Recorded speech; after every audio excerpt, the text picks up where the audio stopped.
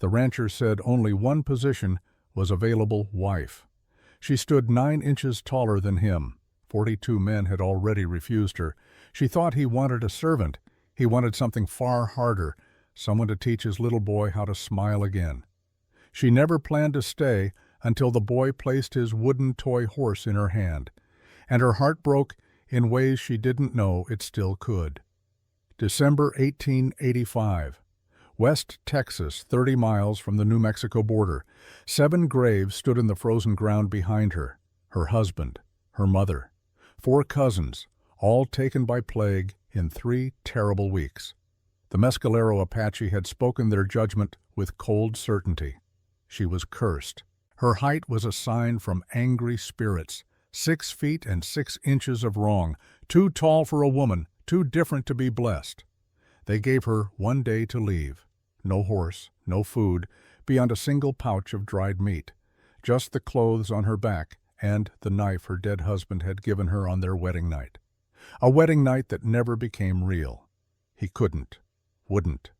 After 6 months, he declared the marriage void before the tribal council, called her defective, said her body was made wrong. The second husband lasted 2 months before a horse crushed him against a canyon wall. They never consummated either. He was afraid of hurting her, afraid of failing like the first man had failed.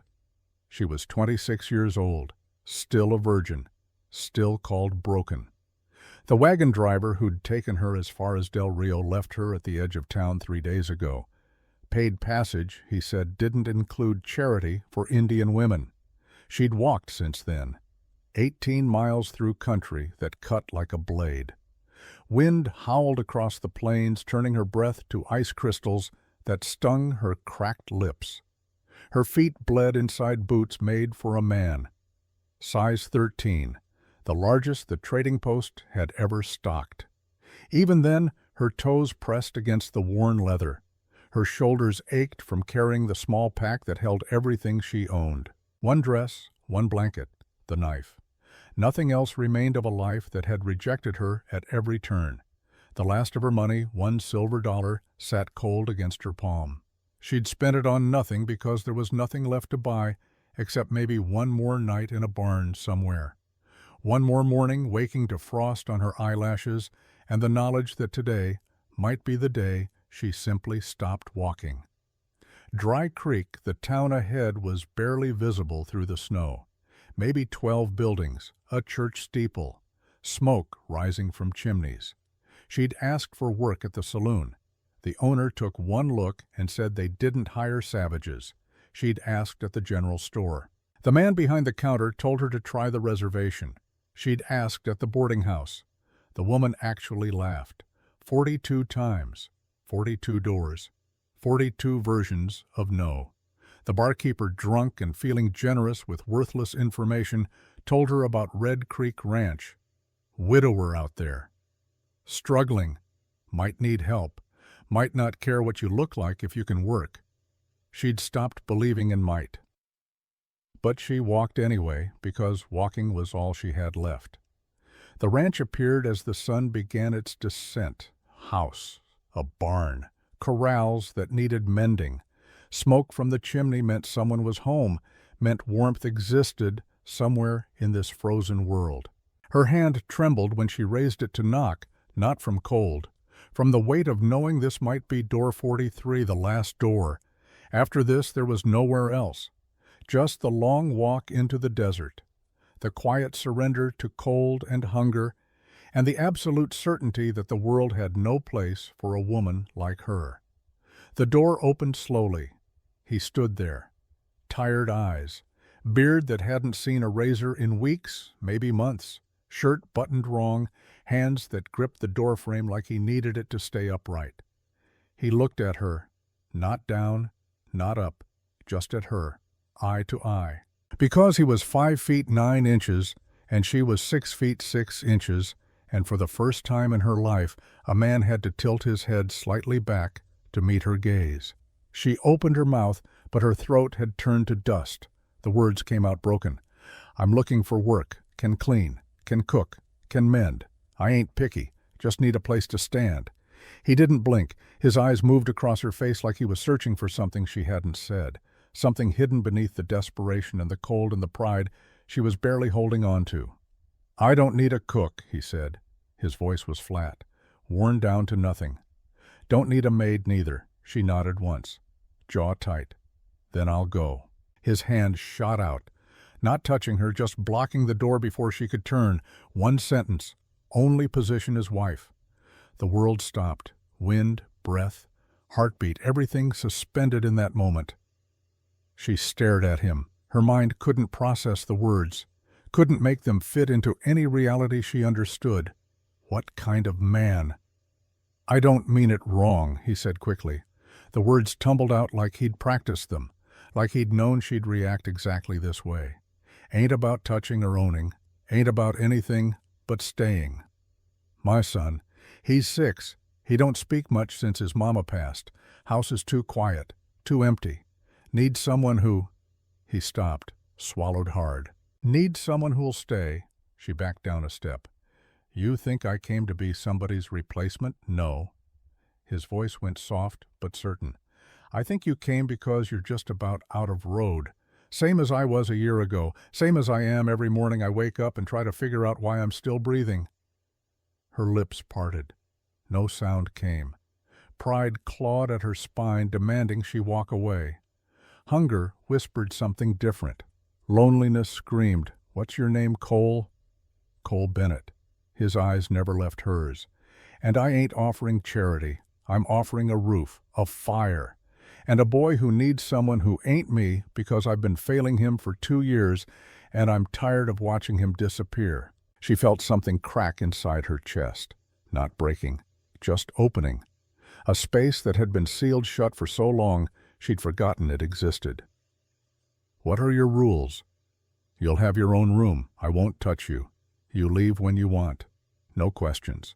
But while you're here, we share what needs carrying." "Why me?" He looked at her then, really looked.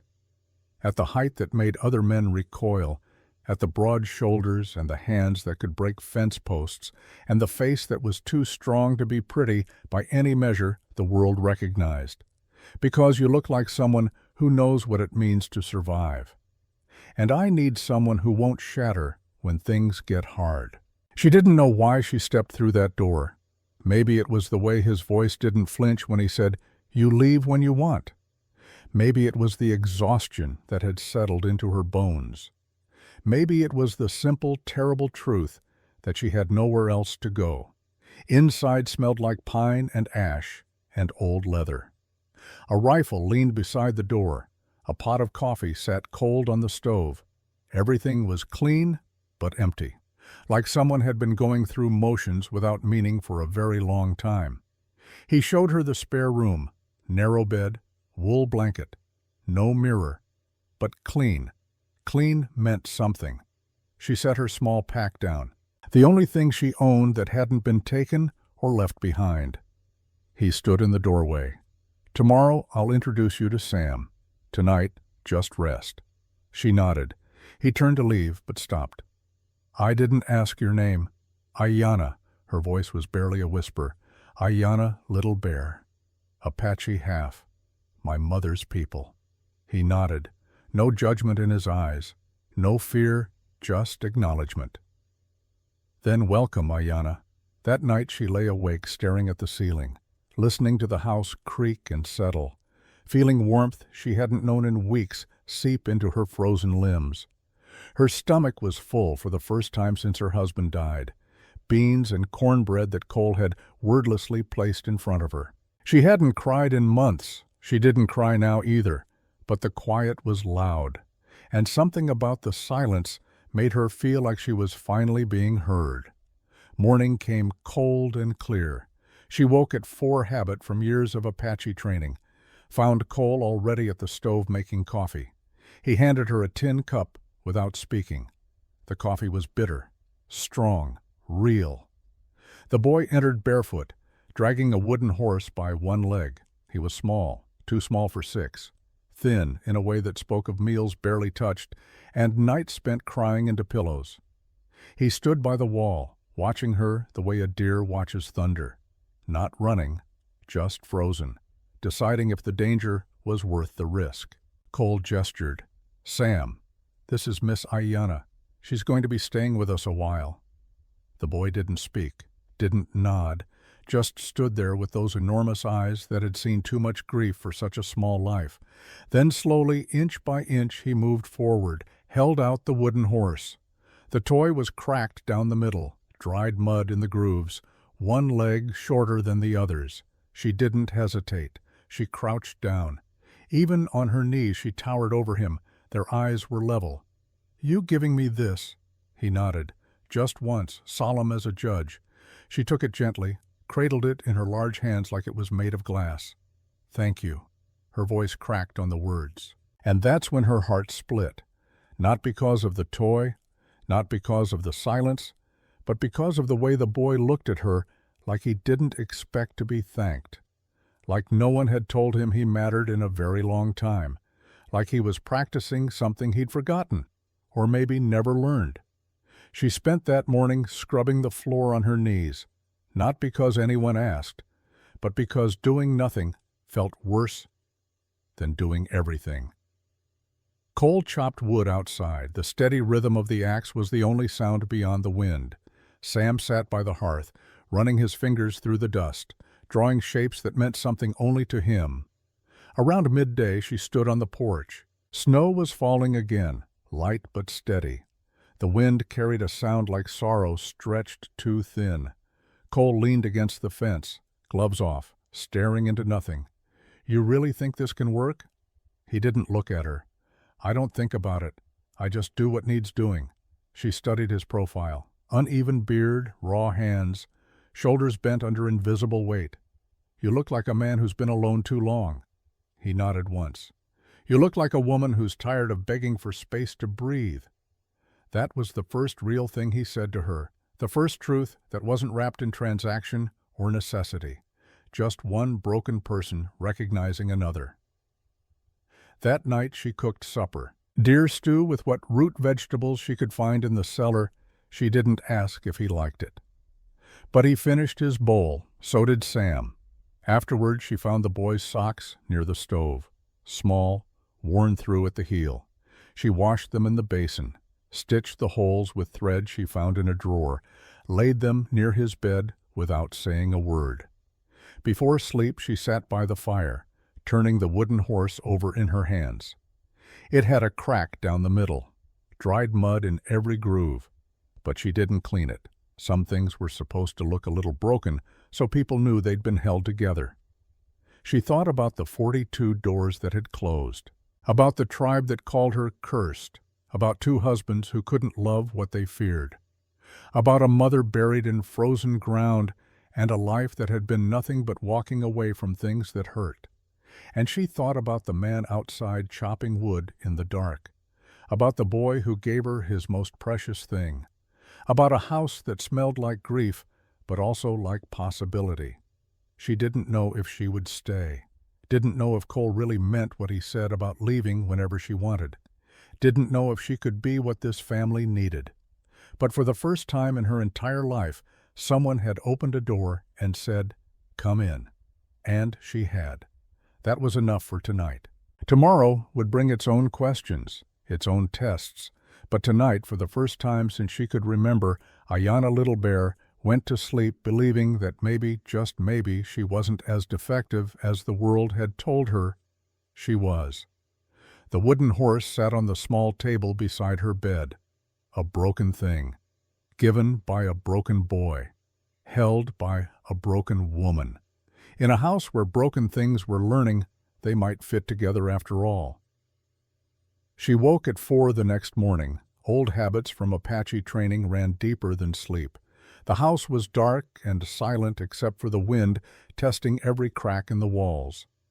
She dressed quickly in the cold, her breath visible in the dim room. When she entered the kitchen, Cole was already there, standing at the stove. He turned when he heard her footsteps, surprise crossing his tired face. "You're up early. Always have been." He nodded, didn't ask why, just handed her a wooden spoon. "Help me with the cornmeal, tends to burn when I ain't paying attention." They worked in silence. She mixed while he tended the fire. Their movements found a rhythm without discussion. When Sam shuffled in 20 minutes later, rubbing sleep from his eyes, breakfast was already on the table. The boy stopped in the doorway, stared at the pancakes on his plate, then at Ayanna. She'd drawn a simple pattern in the batter before cooking. Apache symbols her mother had taught her: circle for wholeness, line for journey. Sam didn't smile, but he traced the pattern with his small finger before taking his first bite. Cole watched from across the table. Something shifted in his eyes, something that looked almost like hope. The first week passed in a pattern of quiet work. Ayanna learned the rhythm of the ranch. Up before dawn, feed the chickens, collect eggs, start the fire, make coffee strong enough to wake the dead. Cole worked outside, mending fence, chopping wood, tending the few cattle that remained after he'd sold most of the herd to pay down debt. She watched him sometimes from the window. The way his shoulders moved when he swung the axe, the way he stopped every hour or so to stare at nothing.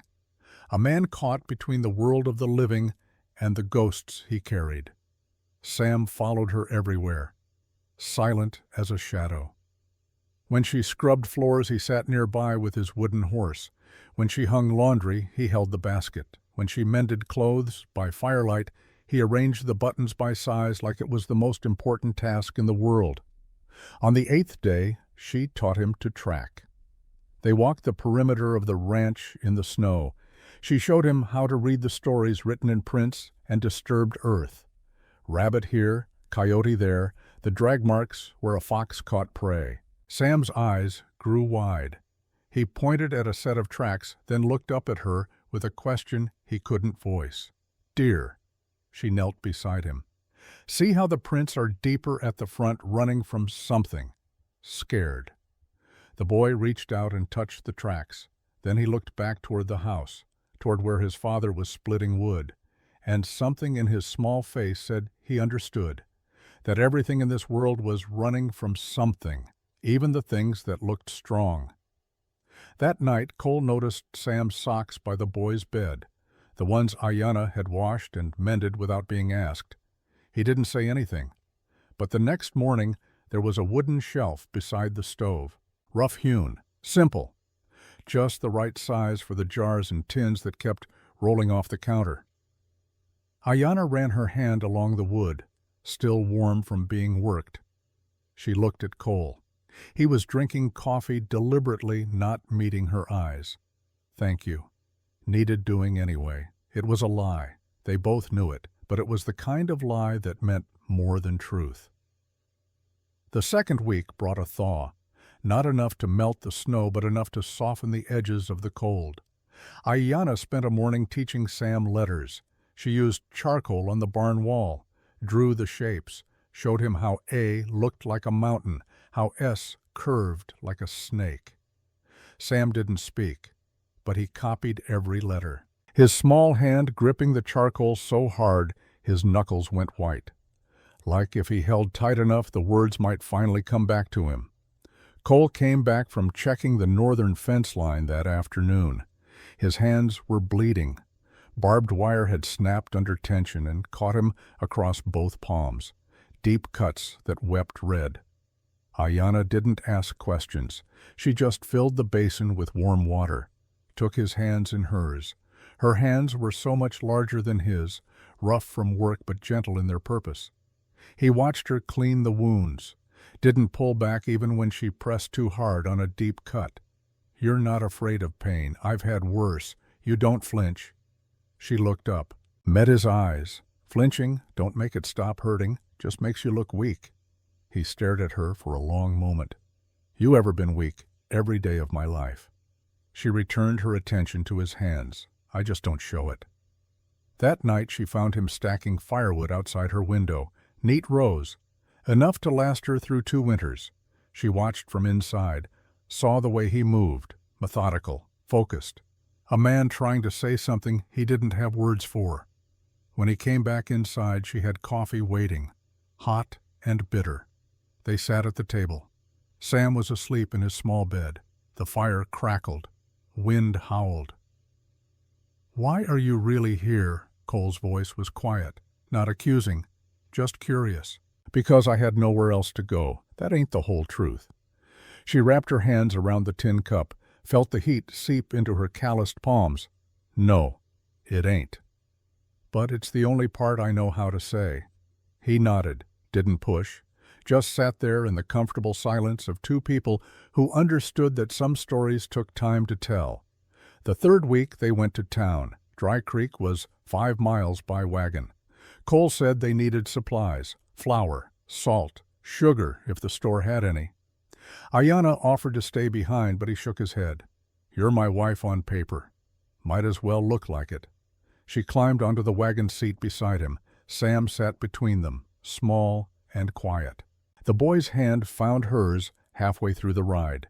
She looked down at his tiny fingers wrapped around 2 of hers, held on like she was the only solid thing in a tilting world. Dry Creek hadn't changed. Same 12 buildings. Same narrow-minded people who measured worth by the color of skin and the shape of bodies. Eyes turned when the wagon rolled down the main street. Whispers started before Cole even set the brake. They went into Morrison's general store. Frank Morrison stood behind the counter. Thick neck, small eyes. The kind of man who enjoyed having power over people who had none. He looked at Ayanna, then at Cole, then back at Ayanna. His lip curled. We don't serve Indians. Cole's voice came out flat and cold. She's my wife. You'll serve her same as anyone else. Morrison laughed, short and ugly.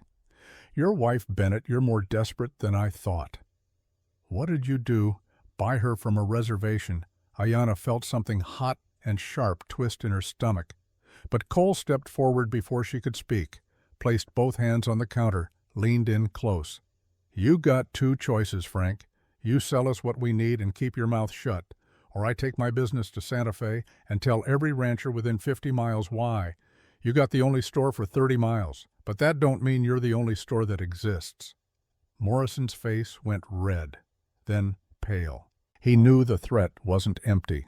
Cole Bennett might be struggling, but he still had influence, still knew people, still carried weight in a community that respected stubbornness more than sense. Fine.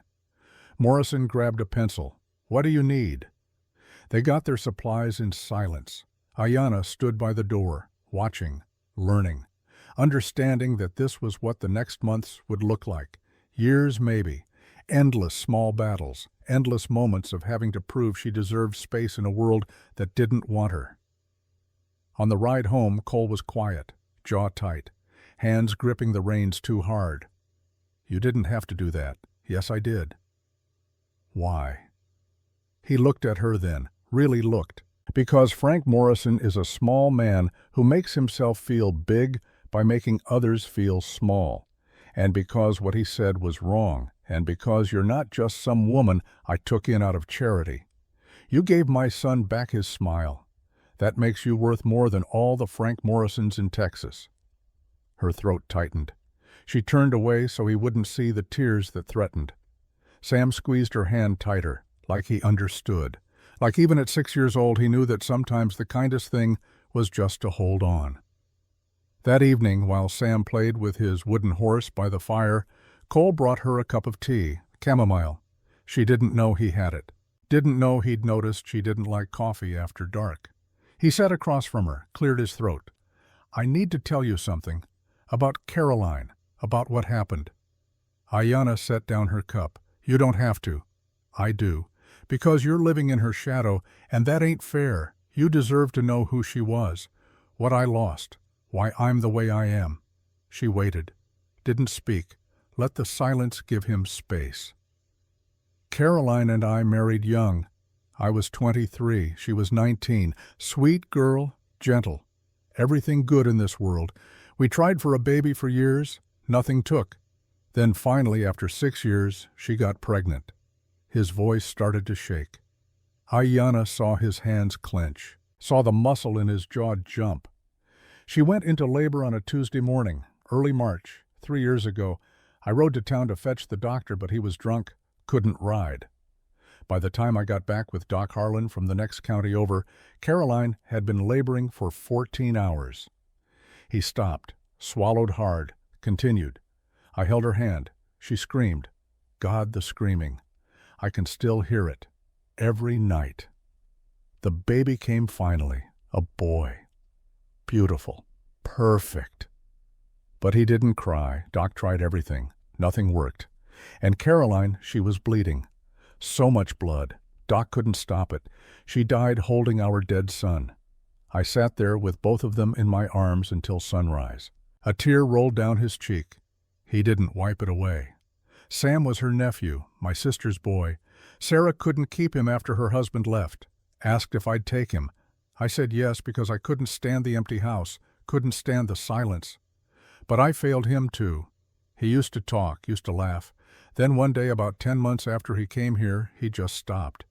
And I didn't know how to fix it, didn't know how to fix anything.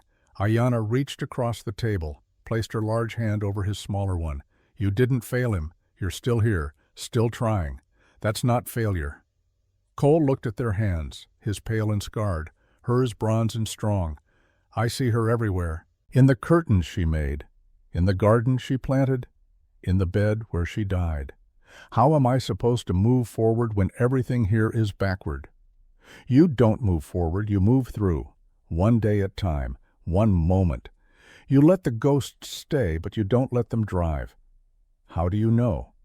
Because I've been carrying ghosts too. 2 husbands who couldn't love me, a mother who died when I was 8, a tribe that said I was cursed. You think I don't know what it means to be haunted? His hand turned over, gripped hers. What if I can't do this? What if I can't be what you need? I don't need you to be anything but honest. I don't need saving. I just need a place to stand. They sat like that until the fire burned low, until Sam fell asleep on the floor, wooden horse clutched to his chest, until the words that needed saying had been said and the silence that followed felt less like emptiness and more like understanding. Cole stood finally, carried Sam to bed, came back and stood in the doorway. Thank you for listening, for staying, for not running when you probably should have. Where would I run to anywhere? Somewhere better than here. She shook her head. This is the first place that ever felt like it might become home. I ain't running from that. He nodded. Started to turn. Stopped. Good night, Ayanna. Good night, Cole. She sat alone by the dying fire. Thought about the story he'd told. About the weight of grief that could crush a man if he carried it alone. About a woman who died bringing life into the world. About a boy who stopped speaking because words couldn't hold that much pain. And she thought about her own story, the one she hadn't fully told him yet. About defective and broken and cursed. About 2 men who tried and failed and made her believe the failure was hers. About a body that the world said was wrong in every possible way. But here in this house with these people, maybe wrong didn't matter as much. Maybe damaged souls understood each other in ways undamaged ones never could. She picked up the wooden horse Sam had left on the floor. Tomorrow she would teach him wood carving, show him how to transform raw material into meaning. But tonight she would simply hold this small gift and let herself believe she might finally deserve it. Tomorrow. But tonight she would sleep in a house that smelled like pine and coffee and the faint ghost of chamomile tea. In a bed that was hers. In a room with a door that locked from the inside, but that she never locked because for the first time in her life, she didn't need to. Outside the snow began to fall again, soft and steady, covering the frozen ground, covering the tracks they'd made, covering everything in white silence. Inside 3 broken people slept under one roof, not yet a family, not yet healed, but together. And in the mathematics of survival, together was always better than alone, even when together meant carrying each other's ghosts. February came to West Texas like a knife. The brief thaw vanished overnight, replaced by cold so bitter it turned breath to ice and made every step outside an act of defiance against nature itself. Ayanna had been at Red Creek Ranch for 8 weeks. 8 weeks of building something fragile and unnamed. Something that felt like it might last if the world would just leave them alone. The world had other plans. The letter arrived on a Monday morning. Cole rode back from town with supplies and a piece of paper that made his face go pale. He read it twice at the kitchen table while his coffee went cold. Then he handed it to Ayanna without a word. She read slowly. Her English was good, but formal writing still took effort. The words eventually made sense, made terrible crystalline sense. Notice of community standards violation. The Town Council of Dry Creek hereby demands the immediate removal of the Apache woman currently residing at Red Creek Ranch. Failure to comply within 14 days will result in foreclosure proceedings on the outstanding loan of $800 currently held by Dry Creek Community Bank. Furthermore, your contract for cattle grazing rights on public land will be terminated. Signed, Frank Morrison, Council Chairman. Witnessed by Pastor Elijah Whitman. Ayanna set the letter down carefully. Her hands didn't shake, but something cold settled in her chest. You got 2 weeks to get rid of me or you lose everything. Cole's jaw was tight. I ain't getting rid of you. You'll lose the ranch. Then I'll lose the ranch. She stood up, walked to the window. Outside, Sam was building something in the snow, a fort maybe. Or just piling snow because he was 6, and that's what 6-year-olds did when they didn't have words. You can't do that. This land is all you got, all Sam's got. No. Cole's voice came from right behind her. She hadn't heard him move. You and Sam are all I got. The land's just dirt. You're family. The word hit her like a fist. Family. She'd stopped believing in that word, stopped thinking it could apply to someone like her. They don't see it that way. I don't care what they see. But she did care. She cared because she'd spent her whole life being the reason things fell apart. The reason her first husband's business failed. The reason her second husband died. The reason her tribe suffered plague. Always the curse. Always the problem. Always too big, too different, too wrong. I should go. No. Cole, be reasonable.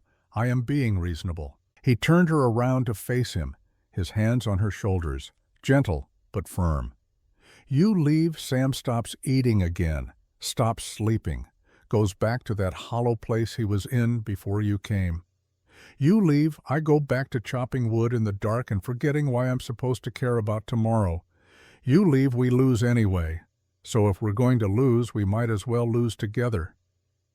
She wanted to believe him, wanted to let herself be worth the fight. But 26 years of being unwanted had carved grooves too deep to fill with 8 weeks of kindness. Let me think about it. He nodded, released her shoulders, but his eyes stayed on her face, searching, worried. That night she packed her bag, just the essentials, the dress, the blanket, the knife, the wooden horse Sam had given her. She'd leave before dawn, spare them the goodbye. Spare herself the look on Sam's face when he realized she was just like everyone else who left.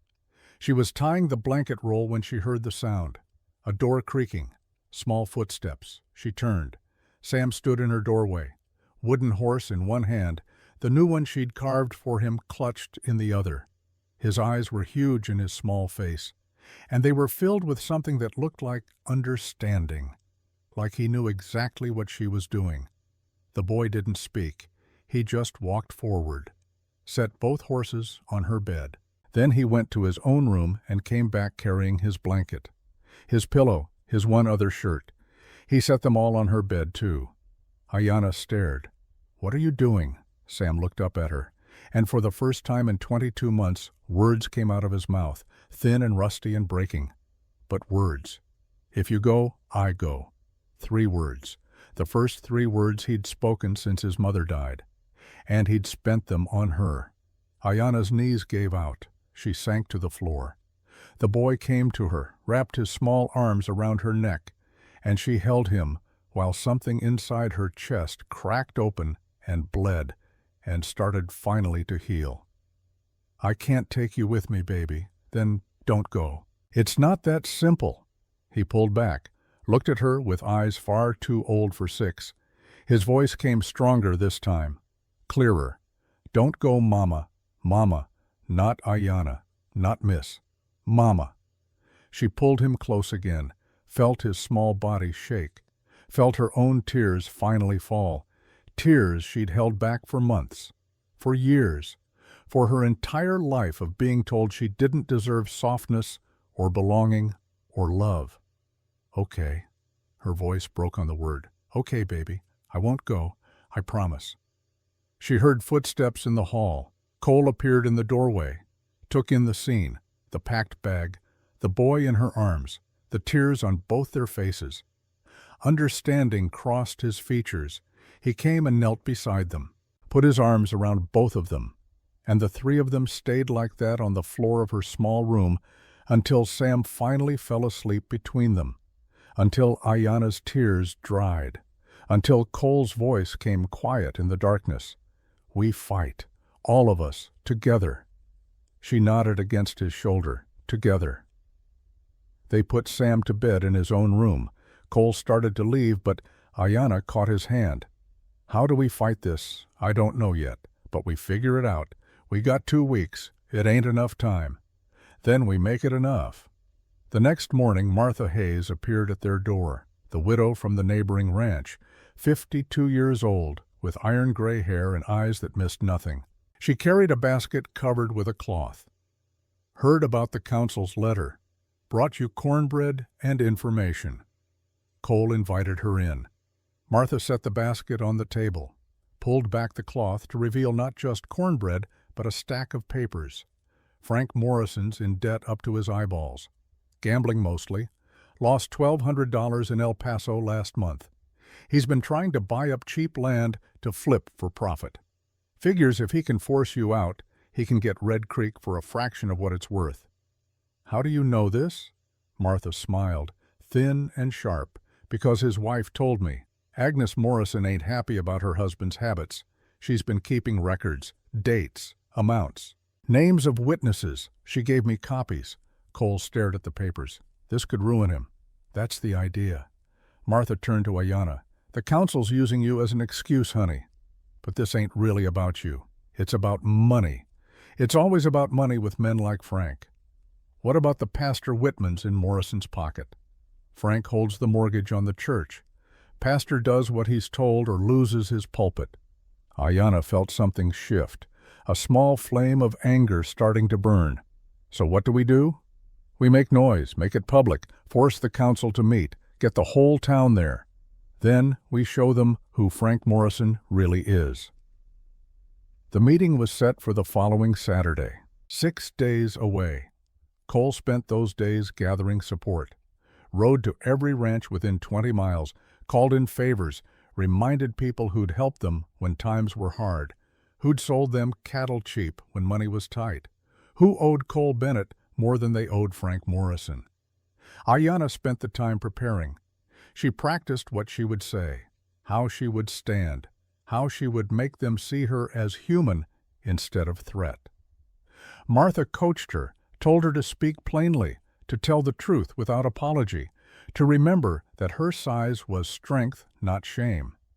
Sam stayed close to both of them, speaking now in short bursts, mostly to Ayanna, sometimes to Cole. His voice was getting stronger every day, like he'd been storing up words and now they were finally finding their way out.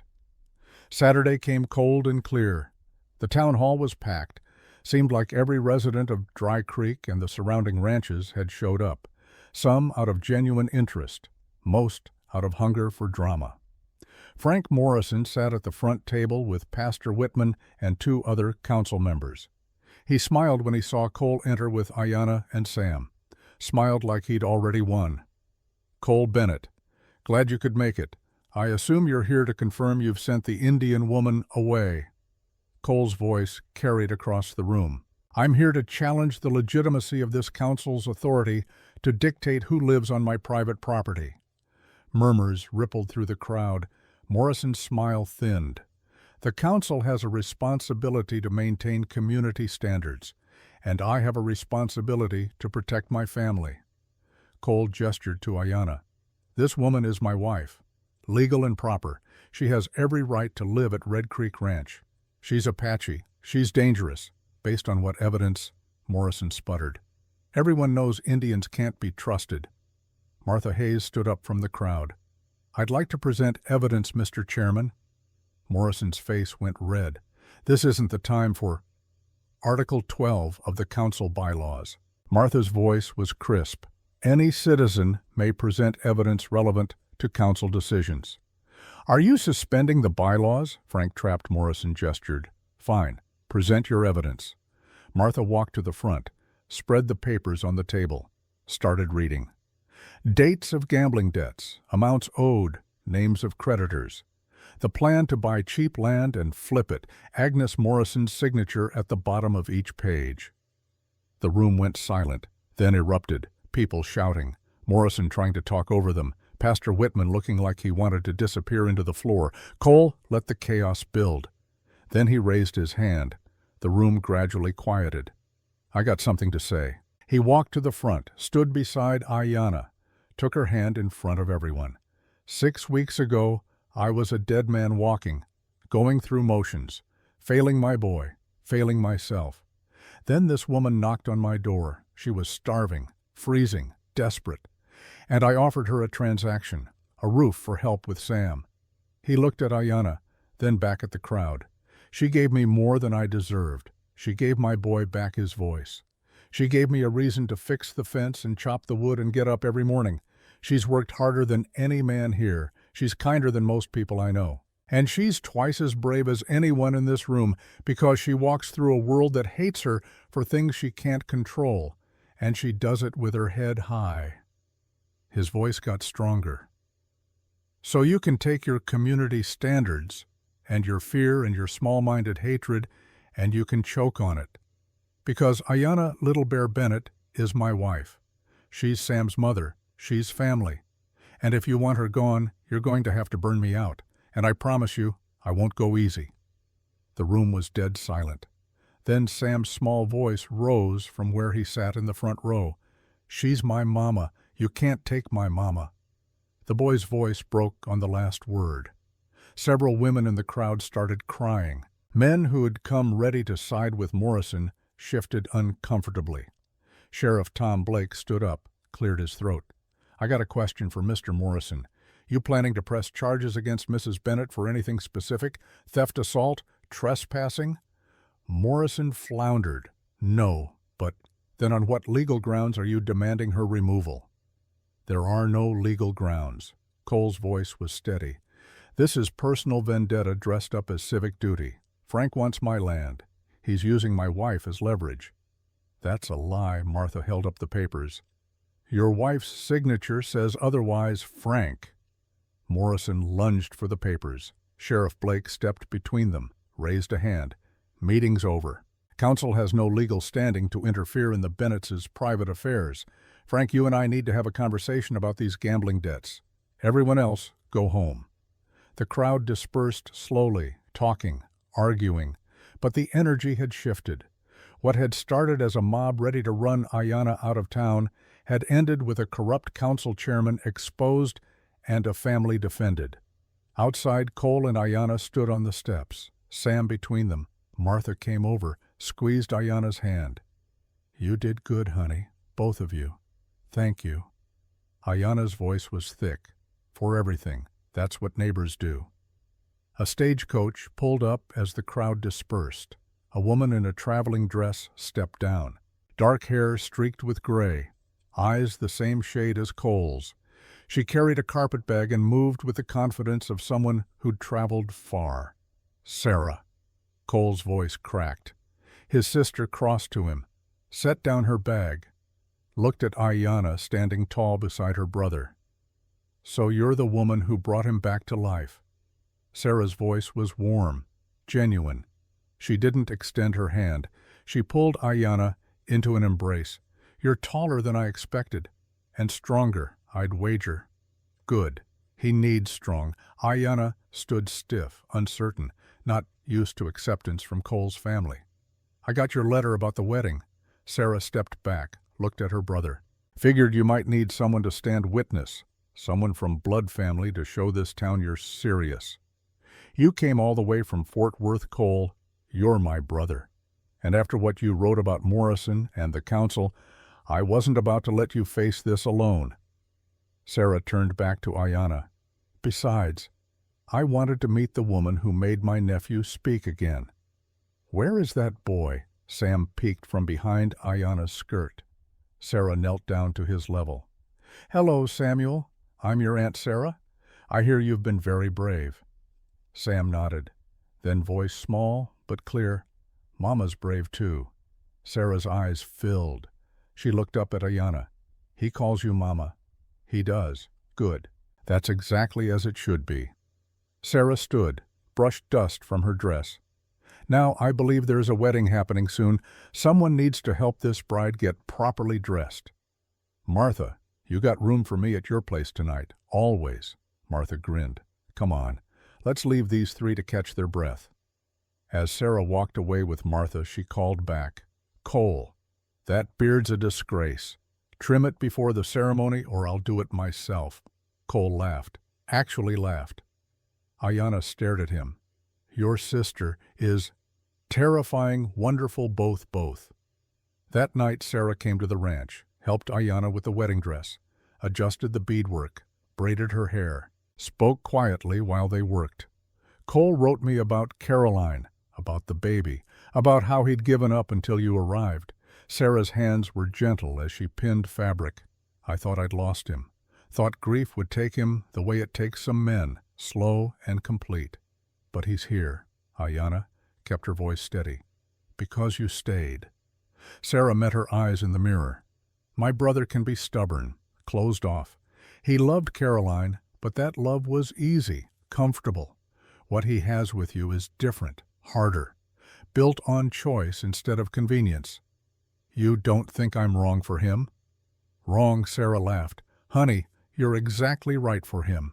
You're what he needed even if he didn't know it. Someone who wouldn't break, who wouldn't let him break. She tied off the thread. My only question is whether he's right for you.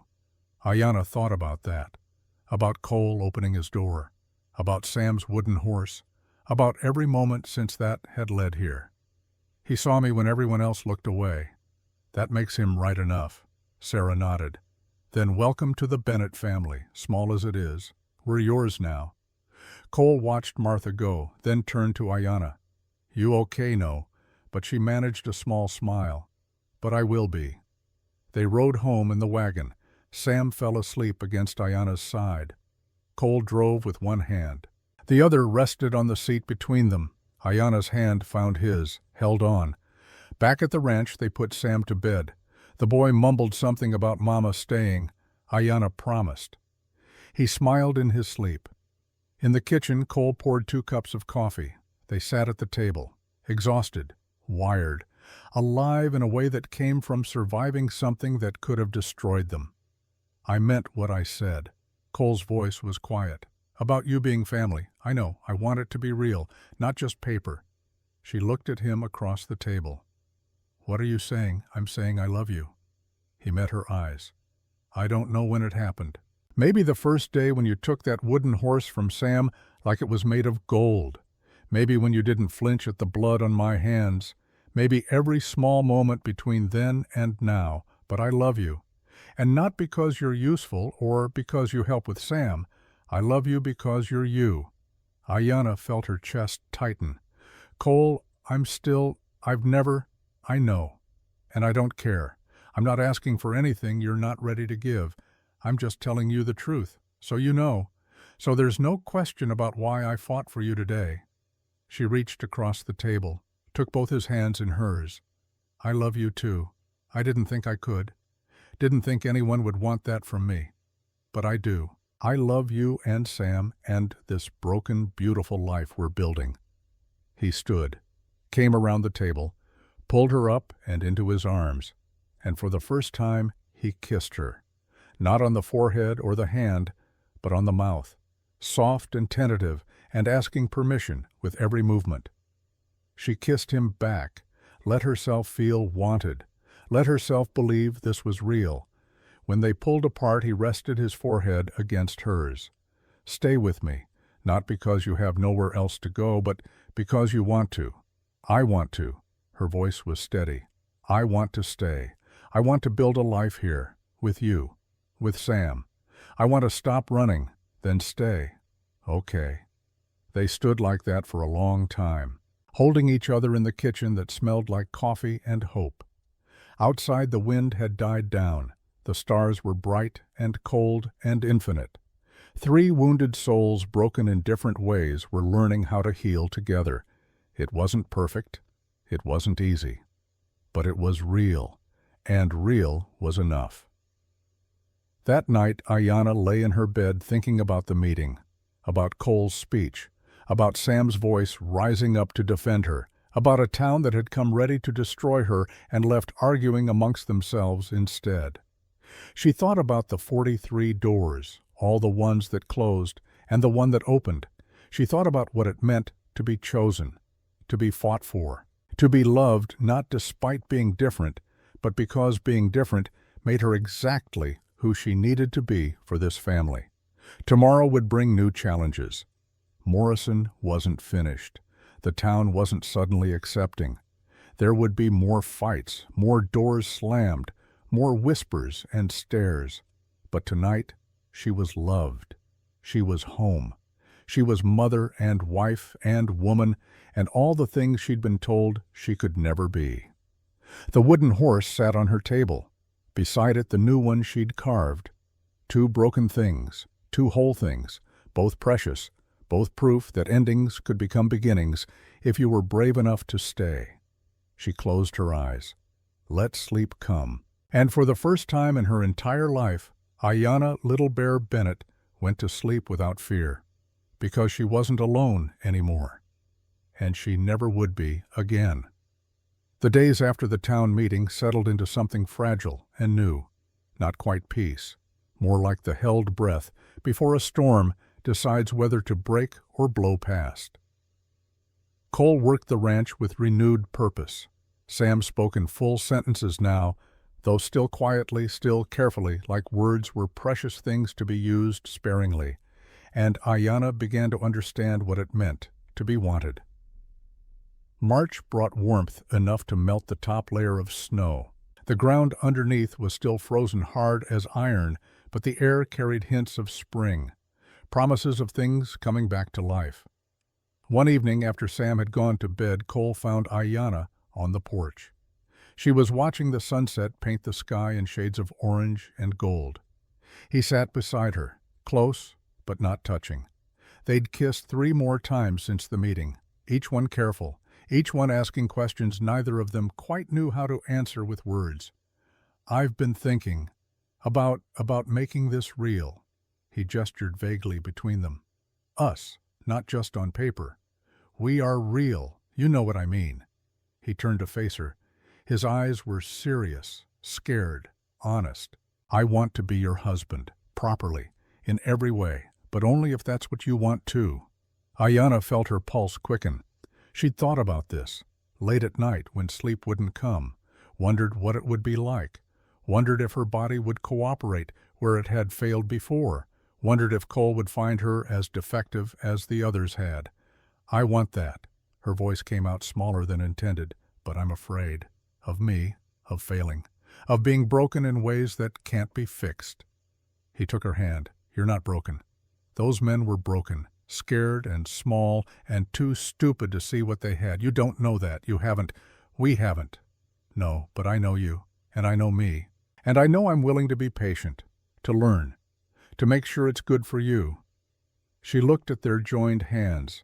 His were smaller than hers, rough from work, scarred from barbed wire and hard living, beautiful in their imperfection. "I've never, not really, 26 years old and still a virgin, because 2 husbands couldn't or wouldn't. What if I don't know how?" "Then we learn together." He lifted her hand to his lips, kissed her knuckles. "I haven't been with anyone since Caroline. 3 years, and that was different. She was small and gentle, and everything about it was easy. You're not her. This won't be like that. It'll be us, something new. What if I hurt you? What if I hurt you?" They stared at each other, both afraid of the same things for different reasons. Finally, Ayanna laughed, quiet and a little broken. "We're a mess, aren't we?" "Yeah." Cole smiled. but we're a mess together. That night they didn't do anything but talk. Cole told her about his first time with Caroline, how nervous he'd been, how she'd laughed at him when he couldn't get his belt unbuckled because his hands were shaking so hard, how they'd figured it out together with more fumbling than grace, but enough love to make the fumbling sweet. Ayanna told him about her wedding nights, both of them. The first husband who'd tried for 3 hours and finally given up calling her defective and leaving her alone in the bed while he slept on the floor. The second who'd taken one look at her undressed and said he needed more time, then died before that time ever came. I thought there was something wrong with me, something fundamentally broken. The bitterness in her voice was old and deep. Doctors examined me, said my anatomy was unusual but not impossible, just different, larger. They said the right man with patience could, but I never found that man. You found me? You're not exactly large? No. But I'm patient and I love you, and I think that matters more than size. What if it's not enough? Then we try different things. We figure it out. We make it work because that's what people do when they love each other. She wanted to believe him, wanted to trust that this time would be different. But fear had roots that went deep. A week passed, then 2. They grew more comfortable with touch. Cole would put his arm around her while they sat by the fire. She would rest her head on his shoulder. They'd kiss goodnight before going to their separate rooms. Each time the kisses lasted longer. Each time the wanting grew stronger. One night in late March, after Sam had been asleep for an hour, Cole came to Ayanna's door, knocked softly. She opened it wearing her nightgown, simple white cotton that hung to her ankles. "Can't sleep." "No." He hesitated. "Can I come in?" She stepped back, let him enter, closed the door behind him. They stood facing each other in the small room, lit only by moonlight through the window. "I don't want to push, but I can't stop thinking about you, about us, about what it would be like." Her breath caught. "I think about it too." "Are you ready?" "I don't know. Are you?" He moved closer, reached up to touch her face. She had to bend down slightly so he could reach comfortably. The height difference had always been there, but now it felt different. Not wrong. Just theirs. "I'm terrified, but I want to try. Me too." He kissed her then, deeper than before. His hands moved to her hair. Hers found his shoulders. The kiss built heat between them. When they broke apart, both were breathing hard. "I need to tell you something first." Cole's voice was rough. "I haven't done this in 3 years. And the last time, Caroline died in the bed where we'd made love the night before. I've been afraid that if I touch another woman that way, something terrible will happen again." Ayanna cupped his face in her large hands. "I'm not her. I'm strong. I'm not going to break. I know. Logically, I know. But fear isn't logical. No, it's not." She kissed him softly. "So we face it together. We take it slow. We stop if either of us needs to." "Okay, okay." She stepped back, reached for the buttons of her nightgown. Her hands shook. Cole caught them. "Let me." He unbuttoned slowly. Each button a deliberate choice, a commitment. When the nightgown fell open, he pushed it off her shoulders, let it pool at her feet. She stood before him naked, 6 feet 6 inches of bronze skin and curves that were larger than any woman he'd ever seen, broad shoulders, full breasts heavy enough that gravity pulled them down, wide hips, thick thighs, a soft stomach that had never known a child but someday might. She waited for him to recoil, to say she was too much, too big, too different. Instead he said, "God, you're beautiful. I'm not—" "Yes, you are. Like mountains are beautiful, like storms are beautiful, powerful and real, and more than I deserve." Tears pricked her eyes. No one had ever called her beautiful and meant it. "Your turn." He stripped quickly. No ceremony, just practical removal of clothing until he stood as naked as she was. He was lean, wiry muscle over bone, scars across his ribs from a long-ago accident, a body made hard by work and made thin by grief. She looked at him, at the evidence of his arousal, at the want in his eyes that was mixed with equal parts fear. You can touch me. I want you to touch me." She reached out. Let her large hands explore his chest, his shoulders, down his arms. He shivered under her touch, not from cold, from sensation, from 3 years of denying himself this kind of connection. Ayanna. Her name was a prayer, a plea. She guided him to the bed. They lay down together, side by side, learning the landscape of each other's bodies with hands and mouths. Cole kissed her neck, her shoulders, her breasts, learned that she was sensitive there, that when he used his mouth a certain way she arched and gasped. He stored every reaction, built a map of her pleasure. "Where do you like to be touched? Tell me, show me." She took his hand, guided it to her ear. He traced the shell of it with his finger, and she shivered. To her neck. He kissed there, and she moaned softly. To her breasts. He learned pressure and rhythm. To her stomach, to her thighs. "Lower, please." He moved down her body, kissed the inside of her thigh, looked up at her. "No one's ever—" "No." "Can I try?" "Yes." He was gentle, exploratory. He listened to her breathing, to the sounds she made, adjusted based on her responses, found the places that made her grip the blanket, that made her say his name like a curse and a blessing combined. Ayanna had never felt anything like this. Pleasure that built and built until she thought she might shatter from it. She tried to stay quiet, aware that Sam slept down the hall, but small sounds escaped, whimpers, gasps. Cole's name repeated like a mantra. "Don't hold back. I want to hear you. Cole, I think I'm going to let go. I've got you." The climax hit her like lightning. Her whole body arched. Pleasure rolled through her in waves so intense she couldn't breathe, couldn't think, could only feel. When it finally subsided, she lay gasping, tears streaming down her face. Cole moved up beside her, held her while she shook. "Did I hurt you?"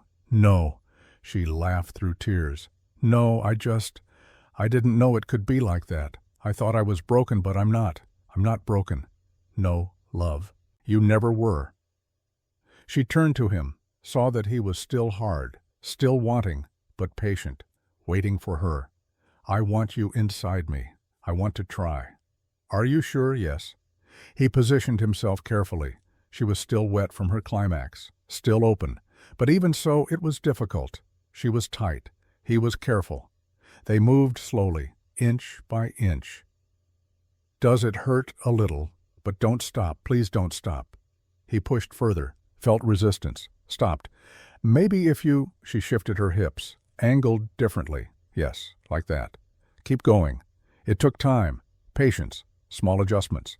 Her body had to learn to accept him. His had to learn to be gentle, but slowly, carefully, he slid all the way in. They both gasped. "Okay. Yes, God, yes. Move, please move." He did. Slow at first, then faster as her body adapted, as she met his rhythm. They found a pace together, not perfect, not practiced, but real. Two bodies learning to speak a language that was uniquely theirs. Ayanna felt another climax building. Different from the first, deeper, connected to the feeling of him inside her, of being filled, of finally being whole. "Cole, I'm going to—" "Me too. Together. Together." They came within seconds of each other. Cole buried his face in her neck to muffle his sounds. Ayanna bit her lip hard enough to taste blood. Waves of pleasure crashed through both of them, left them gasping and shaking in each other's arms. After they lay tangled together, sweaty and spent and more vulnerable than either had been in years. Cole traced patterns on her stomach. "Thank you. For what? For trusting me. For giving us this. Thank you for making me believe I was worth the wait." He laughed quietly. It was worth every second. They dozed. When Ayanna woke, Cole was still there, still holding her. She'd half expected him to leave, to regret it in the clarity that came after passion faded, but he held her tighter when she stirred. "Stay with me tonight. Don't go back to your room. What about Sam? He'll be fine. And if he wakes up and finds us together, maybe that's not a bad thing. Maybe it's good for him to see that people who love each other sleep beside each other. She settled back against him, felt his warmth, his steady breathing, the solid reality of a man who'd kept every promise he'd made. You're everything I didn't know I needed, and you're the home I never thought I'd find. They slept, and when morning came and Sam found them still wrapped in each other's arms, the boy didn't look confused or upset.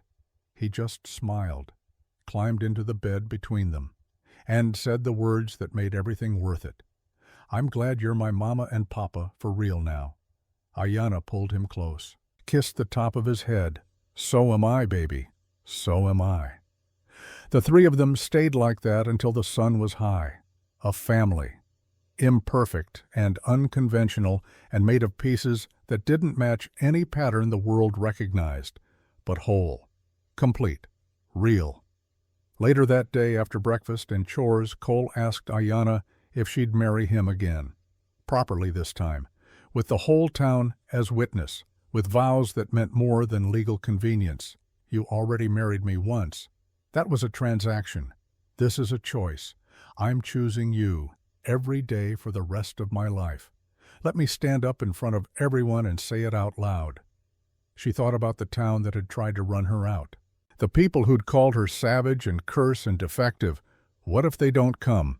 Then it'll be us and Sam and Martha and whoever else actually matters, but I want to do it right. Want there to be no question that you're my wife, my partner, my love. 1 month from now, April, when things are green again, when the world looks like it's coming back to life, she nodded. Yes, let's do it. The next weeks were spent preparing. Martha helped Ayanna make a dress, simple but beautiful. White cotton with a patchy beadwork along the collar and cuffs. A blend of both her worlds. Sam practiced walking slow so he could be the one to give her away. Cole built an arch out of cottonwood branches to stand under. Word spread through the county. Some people said they wouldn't come, refused to dignify the union of a white man and an Indian. But others, more than Cole expected, said they'd be there. People who'd seen them at the town meeting, who'd heard Sam speak for the first time, who understood that whatever this family was, it was built on something real. The night before the wedding, Ayanna sat alone in her room. Tomorrow she would stand in front of everyone and claim this life as hers. Claim Cole and Sam and the ranch and the future they were building. She was terrified, but she was ready. There was a knock. Cole entered without waiting for permission, sat beside her on the bed. You having second thoughts? No, just first thoughts. Loud ones. Tell me. I keep waiting for something to go wrong, for you to realize you made a mistake, for Sam to decide he wants his real mother back, for the world to prove what it's always told me is true, which is that I don't get to keep good things. Cole took her hand. You're keeping this. I'm not going anywhere. Sam's not going anywhere. Tomorrow we stand up and tell the world that you're ours, and we're yours, and anyone who has a problem with that can go to hell.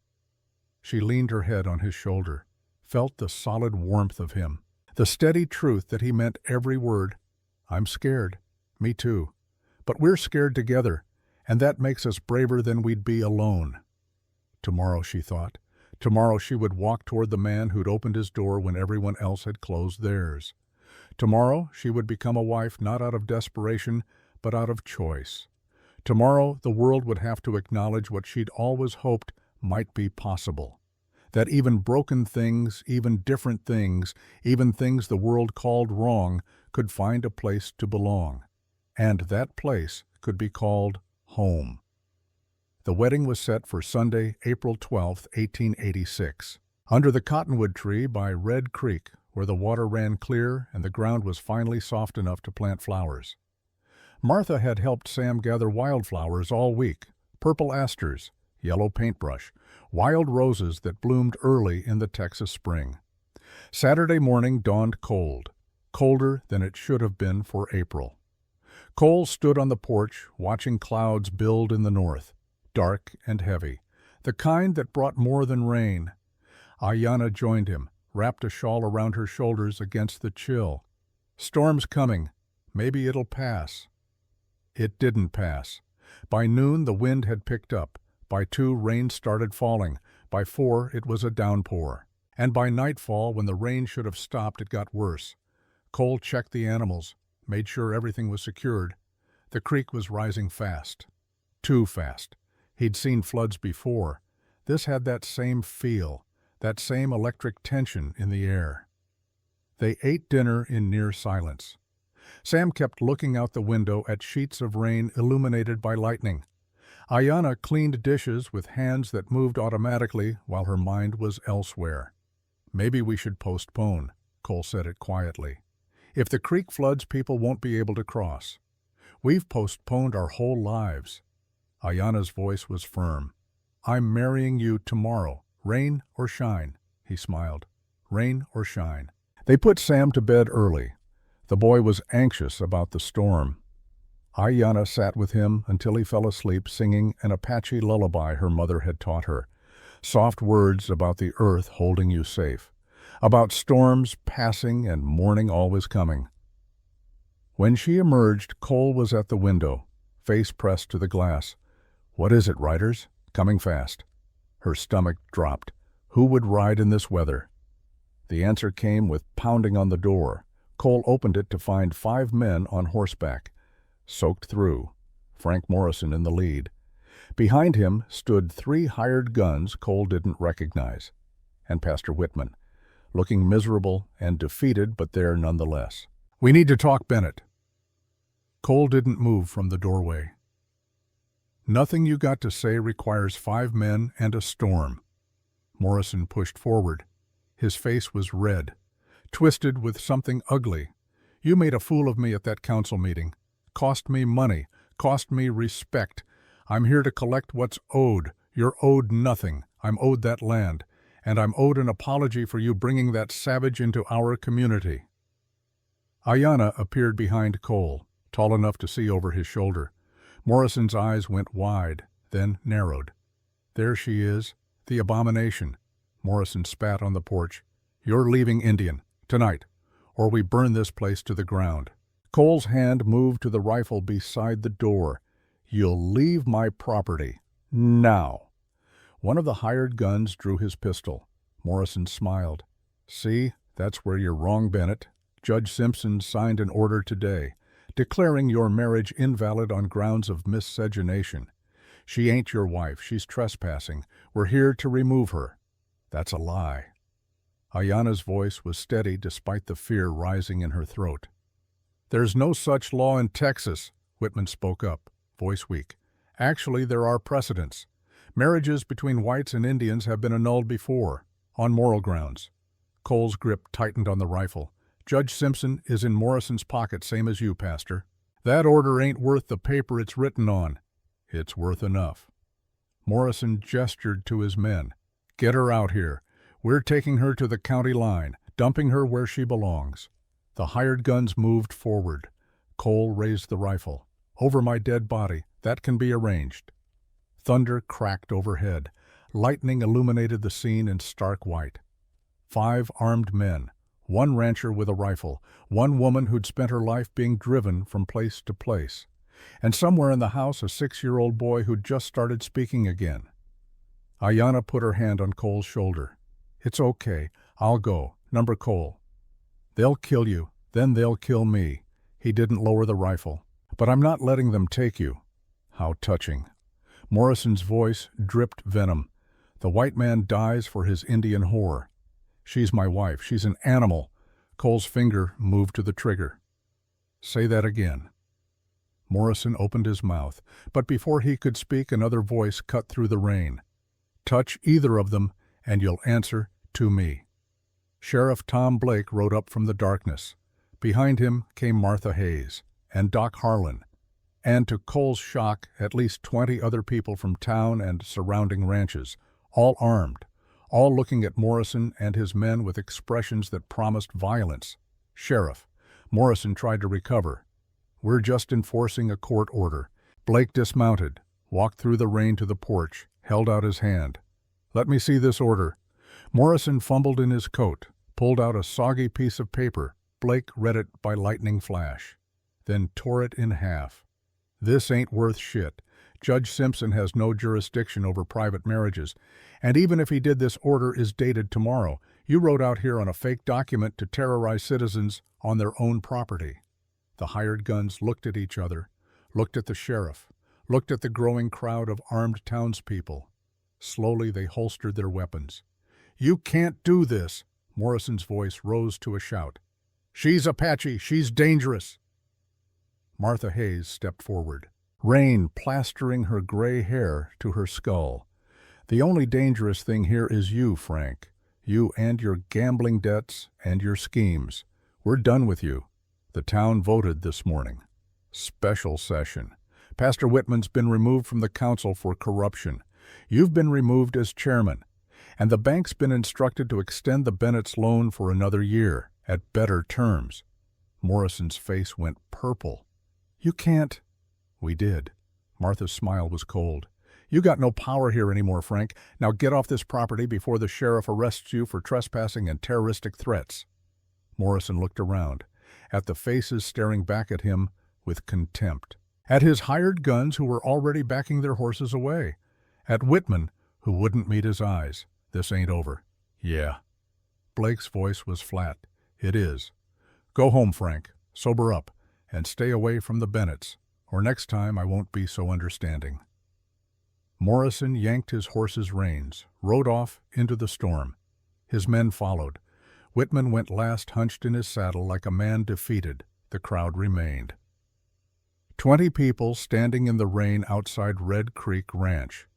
Blake turned to Cole and Ayanna. "Sorry about the dramatics. We heard Morrison was planning something. Followed him out here to make sure he didn't do anything stupid." Ayanna found her voice. "Thank you." "Don't thank me yet." Blake looked uncomfortable. "Truth is, there are still people in town who don't want you here, who think you're wrong for Cole, wrong for Sam, wrong for the community. But those people don't get to make that choice. You do, and Cole does. And far as I'm concerned, that's the end of it." Martha stepped up onto the porch, shook water from her coat. "Now we came all the way out here in a storm.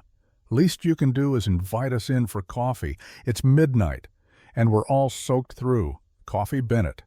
Unless you want us to catch our deaths." Cole laughed. Surprised the sound could come from him after the tension. "Yes, ma'am. Come on in." They crowded into the small house. 20 wet people drinking coffee and whiskey that Doc Harlan produced from his bag. Sam woke up and came to investigate. Found the house full of people, and Ayanna still there, and smiled so wide it could have lit the whole county. "Is the wedding still happening tomorrow?" The boy's voice was clear in the sudden quiet. Blake looked at Cole, at Ayanna. "You two still want to do this? After all that, more than ever. Then I reckon we're all here already. Might as well make it official tonight." Now Ayanna looked down at her plain dress, soaked from rain, at Cole in work clothes, at the muddy floor and the crowded room. Why not Martha was already moving furniture. We got witnesses. We got a sheriff who can make it legal. We got a preacher somewhere in here. She glared at Whitman, who'd slunk in with the others.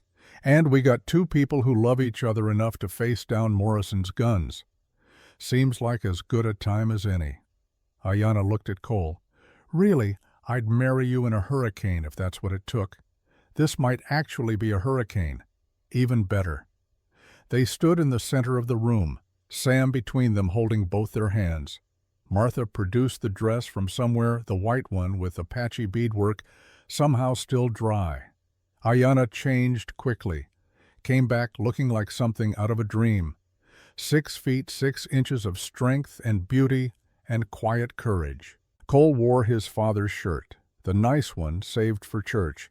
It was too big, but it would do. Blake cleared his throat. "I ain't done this before, so bear with me." He pulled out a small book. "Read the traditional words about marriage and commitment and choosing each other." Then he looked at Cole. "You got vows?" Cole turned to Ayanna, took both her hands in his. "I promise to choose you every day, in front of these people, and in front of God, and in front of every person who tries to say we're wrong. I promise to love you not because you're convenient or useful, but because you're you. because you make me want to be better, because you taught my son to speak and taught me to live. I promise to stand between you and anyone who tries to hurt you. And I promise that when I'm old and gray and this ranch is dust, I'll still be looking at you the same way I am right now, like you're the most beautiful thing I've ever seen." Tears streamed down Ayanna's face. She squeezed his hands. "I promise to stay. Not because I have nowhere else to go, but because this is where I choose to be. I promise to love Sam like he's my own blood, to help build this ranch into something that lasts, to stand beside you when times are hard and celebrate with you when they're good. I promise to be strong when you need strength and soft when you need comfort. And I promise that no matter how many people tell me I don't belong, I'll believe you when you say I do." Blake looked at Sam. "You got something to say, son?" Sam looked up at both of them, his small voice steady. "I promise to be good, and to remember you're my real mama and papa now." Ayanna sobbed, pulled the boy into a hug. Cole wrapped his arms around both of them. "Then by the power vested in me by the state of Texas and common decency, I now pronounce you husband and wife." Blake grinned. "Bennett, kiss your bride." Cole did, long and deep and not caring that 20 people watched. When they broke apart, the room erupted in cheers. Someone produced a fiddle. Someone else had whiskey. They moved the furniture back and danced in the small house while the storm raged outside. Ayanna danced with Cole, with Sam, with Martha and Doc Harlan, and a dozen others who'd come to stand witness. At 2 a.m, people started to leave. The rain had lessened to a drizzle. Blake was the last to go. He shook Cole's hand. "You got a good woman there. Don't let anyone tell you different." "I won't." Blake tipped his hat to Ayanna. "Ma'am, welcome to the family." She smiled, still crying, still overwhelmed. "Thank you for everything." When the last person had gone, the house fell quiet. Sam had fallen asleep on the floor. Cole carried him to bed. Came back to find Ayanna standing in the middle of the room in her wedding dress. "So, we're married. Really married this time. How do you feel?" "Terrified. Grateful. Happy. More things than I have words for." She crossed to him, put her arms around his neck. Had to bend down to kiss him, but she didn't care. "Take me to bed, husband." He did. Carried her despite the height difference, despite her weight. Carried her to the room that was now theirs and laid her down gently. They made love slowly, reverently.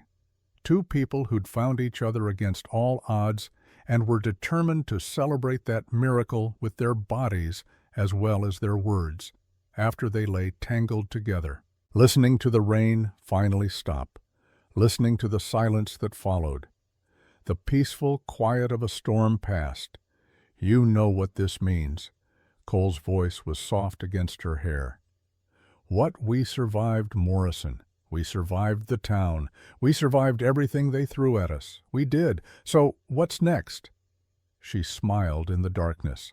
Living, building, growing old together, being boring and normal and exactly what we want to be. Sounds perfect. It does. 3 months later, on a hot July morning, Ayanna woke up feeling sick. She barely made it outside before vomiting into the bushes. Cole found her there, pale and shaking. "You all right? I don't know. This has been happening for a week." His eyes went wide. "You think I might be?" They rode to town, saw Doc Harlan. Got the news that changed everything. Ayanna was pregnant. Cole was overjoyed, terrified, elated, all at once. But Ayanna felt only fear, cold, creeping fear that tasted like metal. That night she told him the truth. "I'm scared I'll die like Caroline." He held her close. "You won't. You don't know that." "No, but I know you. You're strong. Stronger than anyone I've met, and I'll be with you every step of the way. What if you have to choose me or the baby I choose you? Every time. No question." She wanted to believe him. Wanted to trust that her body, which had failed her in so many ways, wouldn't fail her in this.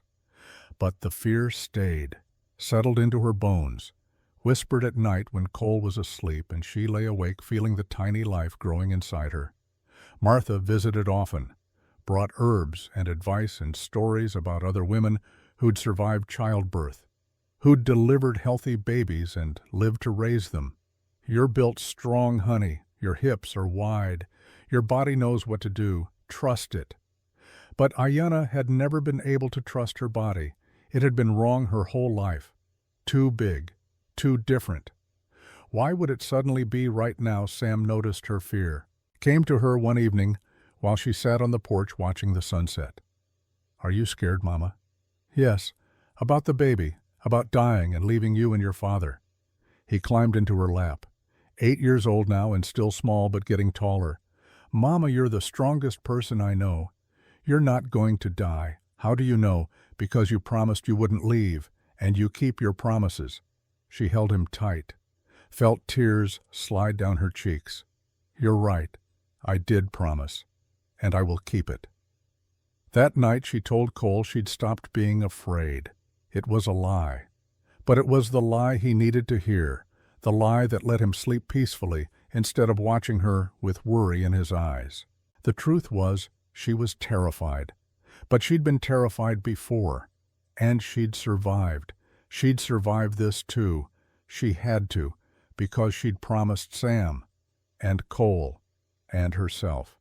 And Ayanna Little Bear Bennett always kept her promises.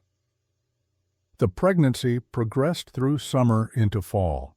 Ayanna's body changed in ways that terrified and amazed her. Her belly grew round and hard. The baby moved inside her tiny kicks that felt like miracles. But with each passing week, the fear grew too. She worked the ranch as long as Doc Harlan would allow, tended the garden, taught Sam his letters, tried to live normally. But normal was impossible when every night she went to bed wondering if she'd wake up, if this baby would be the thing that finally broke her. Cole watched her with eyes that held too much worry. He'd already lost one wife to childbirth. The possibility of losing another made him quiet, careful. He treated her like glass when she needed him to treat her like steel. One October evening she confronted him about it. "Stop looking at me like I'm dying. I'm not. You are. Every time I move too fast or lift something heavy or breathe wrong, you look like you're watching me slip away." "I'm just worried, I know, but your worry makes me more scared. I need you to believe I'll survive this." He was quiet for a long moment. "Then I'm trying. But Caroline was strong too, and she died anyway. I'm not Caroline. My body is different. Doc says my hips are wider, my bones are stronger. I'm built for this in ways she wasn't. That doesn't mean you're safe, no, but it means I have a better chance. And I need you to hold on to that chance instead of mourning me before I'm even gone." He pulled her close, buried his face in her hair. "I can't lose you. I won't survive it again. You won't lose me. I promise." It was the same lie she'd told Sam, the same lie she told herself every night. But saying it enough times started to make it feel true. November brought cold and the first snow. Ayanna's belly was enormous now. She couldn't ride anymore, could barely walk without waddling. Sam thought it was funny. Cole thought it was terrifying. She was caught somewhere between both. Martha came to stay the last 2 weeks, set up in the spare room and took over the cooking, prepared everything they'd need for the birth, boiled sheets, sharpened knives, made herbal teas that were supposed to ease labor. Doc Harlan visited weekly, examined Ayanna with gentle hands and honest eyes. Baby's positioned right, head down, heartbeat strong. You're doing everything perfect. When could be any day now, could be 2 more weeks. Babies come when they're ready. The waiting was agony. Every twinge made her wonder if this was it. Every false contraction sent Cole into a panic. They were all wound so tight that when labor actually started, it almost came as a relief. February 3rd, 1887, 2 in the morning. Ayanna woke to wetness between her legs and a pain that wrapped around her middle like a vice. Cole. He was awake instantly. "What is it?" "The baby's coming."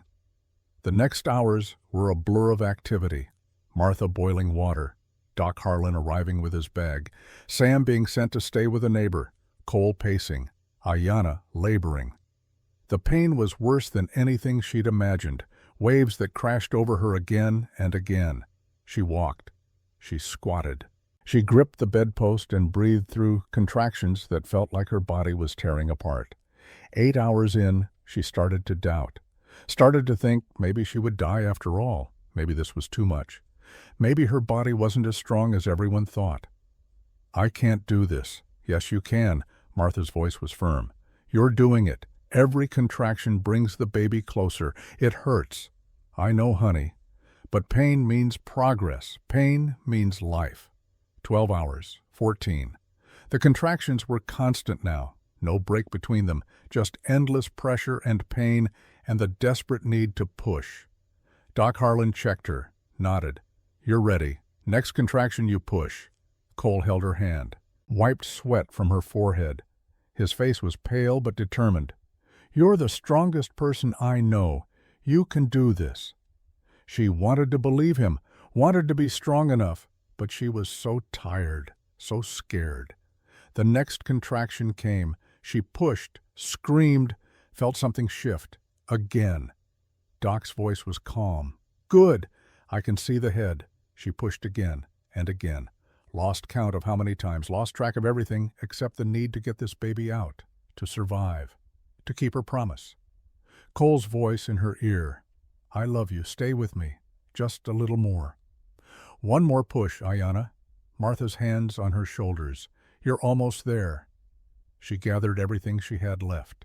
Every ounce of strength, every bit of courage, and she pushed with everything in her. The baby slid free. For one terrible moment, there was silence. Ayanna's heart stopped, waited, prepared for the worst. Then a cry.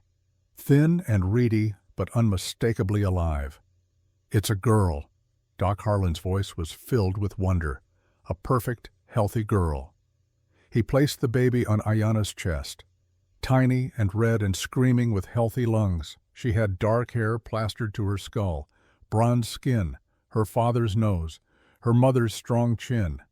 Ayanna started crying, great heaving sobs of relief and joy and disbelief.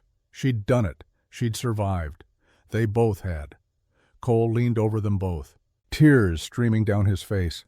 "She's beautiful. You're beautiful. You did it. We did it." What should we name her? Ayanna looked at the tiny face, thought about the journey that had brought them here, about doors closed and doors opened, about choosing to stay when leaving would have been easier. Rose, for new beginnings, for things that bloom even in hard soil. Rose Bennett. Cole kissed his wife's forehead, his daughter's head. Perfect. The recovery was hard. Ayanna bled more than expected, ran a fever that lasted 3 days, but she fought through it with the same stubborn determination that had carried her through everything else. 2 weeks later, she was up and moving. Still sore but healing, still tired but alive. Sam was obsessed with his baby sister, held her with careful hands and sang to her in a voice that got stronger every day. Cole barely slept, kept checking that both Ayanna and Rose were breathing, that this wasn't a dream that would turn to nightmare 1 month after the birth. Ayanna found him sitting on the porch at dawn, just staring at the sunrise with tears on his face. "What's wrong?" "Nothing. Everything's right. That's what scares me." She sat beside him, pulled his head to her shoulder. "We're allowed to be happy. We're allowed to have this. I keep waiting for it to be taken away. It won't be. We fought too hard for it. Survived too much. This is ours now, all of it." Spring came slowly. The snow melted. Green things started pushing through dead ground. Rose grew fat and healthy. Sam helped with the ranch in ways that made Cole proud. Ayanna taught Apache crafts to women in town who wanted to learn. Slowly, grudgingly, Dry Creek began to accept them. Not everyone. Frank Morrison still glared when they passed. A few families still crossed the street to avoid them, but enough people nodded. Enough people stopped to admire the baby. Enough people bought Ayanna's beadwork and baskets. It wasn't perfect acceptance, but it was enough. 1 year later, on a warm April afternoon, Ayanna stood on the porch watching her family. Cole was teaching Sam how to rope. Rose was crawling in the grass, chasing a butterfly. The ranch looked better than it had in years. Fences mended, buildings painted, garden flourishing. Martha rode up, dismounted with a grunt. "Got a visitor for you." A young woman climbed down from the wagon, heavily pregnant, bruised face, Navajo by the look of her clothing, eyes that held the same desperate fear Ayanna remembered from her own reflection 2 years ago. "She needs help." Martha's voice was quiet. Her husband beat her. She ran, got nowhere to go. Ayanna looked at the woman, saw herself, saw every person who'd ever been told they were too different, too wrong, too broken to deserve safety. She walked down the steps, extended her hand. "What's your name?" The woman hesitated, voice barely a whisper. "Dolly. I'm Ayanna. This is my home. You're welcome here. I don't have money, can't pay. I'm not asking for payment. I'm asking if you need a safe place to have your baby, to rest, to figure out what comes next." Dolly's eyes filled with tears. "Yes, then come inside. I'll make tea." Cole appeared from the barn, took in the scene, caught Ayanna's eye. She nodded once. He smiled. "Welcome, miss. Let me get your things." That evening, after Dolly was settled in the spare room and Rose was asleep, Ayanna and Cole sat by the fire. "You know this is going to be a pattern." He wasn't complaining, just stating fact. "What is people coming here? People like you and me. People the world doesn't want. You're going to keep taking them in. Is that a problem? No." He pulled her close. "It's exactly what this place should be. A home for people who need one, even if it's hard, especially then." Sam came in from his room, 11 years old now, tall and lean like his uncle, sat on the floor by his parents' feet. "Mama, is that lady going to stay for a while?" "Good." He picked up his book, started reading, completely comfortable with the idea of expanding their family. Ayanna thought about the road that had led her here. 42 closed doors, one that opened. A man who'd seen her as human when everyone else saw monster. A boy who'd needed a mother as much as she'd needed to be one. She thought about Rose sleeping in her cradle, about Dolly sleeping safely for the first time in months, about the ranch that had gone from dying to thriving, about a community that was slowly, grudgingly learning that different wasn't dangerous, 10 years from now. Cole's voice broke her thoughts. "What do you see?" She closed her eyes. Imagined Sam grown and running the ranch. Rose tall like her mother, confident and unafraid. More people who'd found refuge here, a place known for accepting the unwanted.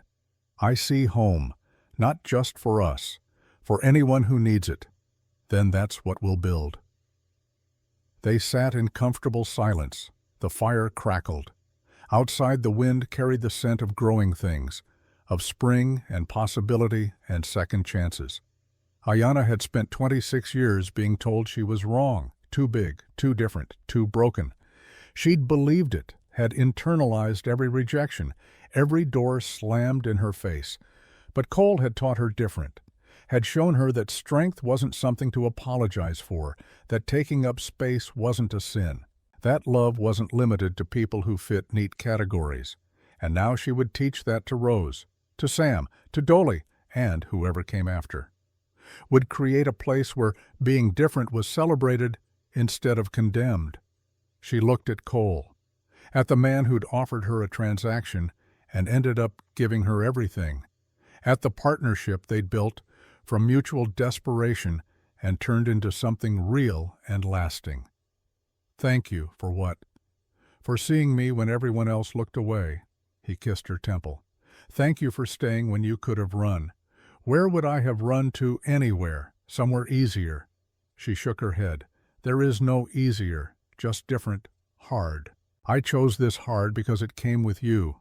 They went to bed eventually, checked on Rose, checked on Dolly, made sure Sam had blown out his lamp, then fell into their own bed, tired and happy and secure in ways neither had imagined possible.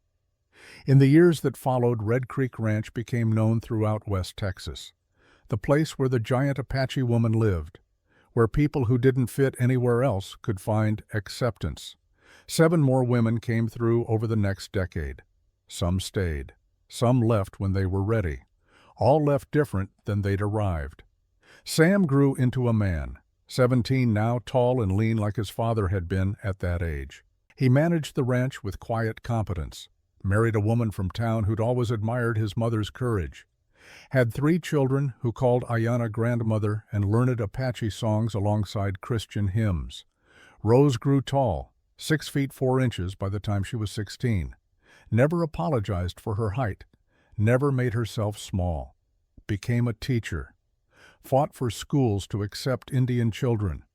Carried forward her mother's legacy of making space for the unwanted. Cole and Ayanna grew old together, gray-haired and wrinkled, and still choosing each other every single day. They buried Martha Hayes when she died at 78, surrounded by people who loved her. The whole county came. Frank Morrison's funeral 5 years earlier had drawn only 3 mourners. Pastor Whitman, who came from duty. Agnes Morrison, who'd divorced him 2 years prior, but still possessed a shred of Christian charity. And Sheriff Blake, who attended to make sure the bastard was actually dead. Ayanna and Cole hadn't gone, but they'd heard the stories. How Morrison had lost the store 6 months after the town meeting. How the gambling debts consumed everything. How Agnes finally left when she found him stealing from the church collection plate. How he'd spent his last 3 years in a rented room above the saloon drinking rot-gut whiskey and cursing the Indian woman who'd ruined him. The day they heard he'd died, Ayanna felt nothing. Not satisfaction, not pity, just the flat acknowledgement that some men made their own hells and died in them. Cole had held her that night. You know it wasn't you that destroyed him. I know, he destroyed himself. I just refused to let him destroy us. That's the difference. Cole kissed her temple. Between people who build and people who tear down. You're a builder. Always have been. Saw Dry Creek slowly transform into a place that was kinder, if not perfect. And on a spring morning in 1897, when Ayanna was 37 and Cole was 46, they stood together on the porch watching a young woman approach, Apache, pregnant, bruised, desperate, history repeating, but better this time, because now there was a place for her to go. Ayanna walked down to meet her, reached out to her with an open palm. I'm Ayanna. Come inside. You're safe now. The woman started crying, just like Dolly had, just like Ayanna herself had wanted to that first night when Cole opened his door. Inside, Rose was making bread. Sam's oldest daughter was setting the table. Cole was rocking his newest grandchild. 3 generations of family that had started with 1 desperate woman and 1 lonely man and a 6-year-old boy who'd forgotten how to speak. They gathered for dinner. 11 people around a table built for 6, crowded and loud and perfect. The new woman, whose name was Kaya, sat between Ayanna and Rose, looked around at the faces that welcomed her without question. After the meal, after everyone had gone to bed, Cole found Ayanna in their room. She was brushing her long hair now, more silver than black. He came up behind her, wrapped his arms around her waist. We did good. We did. No regrets. Not one. He kissed her neck, even when it was hard, especially then, because hard meant it mattered, meant we were building something real, still choosing me after all these years every day, until my last breath. They climbed into bed, the same bed where Rose had been born, where 1,000 nights of talking and loving and simply existing together had happened, where they would eventually die years from now within hours of each other because neither could imagine a world without the other in it. But that was future. Tonight was now. And now was good. Ayanna closed her eyes, felt Cole's breath even out beside her, heard the house settle, the sounds of people sleeping safe under her roof. She thought about doors, all the ones that had closed, the one that had opened, and all the ones she'd opened for others since. The world had told her she was wrong, broken, cursed. The world had lied. She was exactly what she needed to be: strong, tall, different, beautiful in ways that mattered more than appearance. Built to survive, built to protect, built to create space for others who needed it. She was Ayanna Little Bear Bennett, wife, mother, grandmother, refuge, home, and she had kept every promise she'd ever made. The wooden horse Sam had given her all those years ago sat on her dresser, cracked and worn and precious. Beside it, the one she'd carved for him, and a dozen others carved by grandchildren, learning the skill from their giant grandmother, who taught them that broken things, when held together with love, became stronger than new things ever could. Outside, the stars wheeled overhead. The creek ran clear. The land stretched out in all directions, ready for spring planting. Inside, a family slept, built from pieces that didn't match, made from choices instead of blood, held together by the simple truth that love was bigger than fear. That home was wherever you decided to stop running, and Ayanna had stopped running years ago. She was home, finally completely, eternally home, and she would never leave again.